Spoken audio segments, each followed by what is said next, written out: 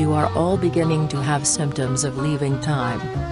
That concept, leaving time, is so important because leaving time is one of the key symptoms of transiting into the fifth dimension. You are now living in what you once called the Age of Aquarius, which was once, and still is, used to define the transition into the fifth dimensional frequency of reality. There is only a small percentage of humanity who actually realizes what is actually occurring, but more and more of you are filling in the blanks of that which has formerly been the unknown with your own personal perspectives of how life appears so different, yet simultaneously, the same as ever. This situation is because your fifth dimensional consciousness processes information and stimuli much faster than your third and fourth dimensional consciousness. Therefore, you are knowing, receiving, imagining, and/or dreaming concepts that are more inspirational, creative, and imaginative.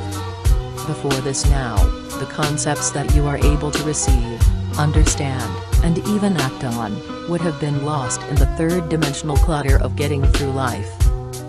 Yes, there are still many dear humans who are still lost in the third dimension, but more and more, their friends, family, co-workers and even strangers will say or do something that will activate their higher dimensional self. One's higher dimensional self, which means the frequencies of their human vessel that resonate to the fifth dimension and beyond, is jarred into awakening. Your consciousness will expand enough for you to know that you are connected to a higher frequency of reality. When you are nose to the grindstone and working on 3D chores, you forget your multi-dimensional self and align only with the third-dimensional vessel that you are wearing during your visits to the physical plane.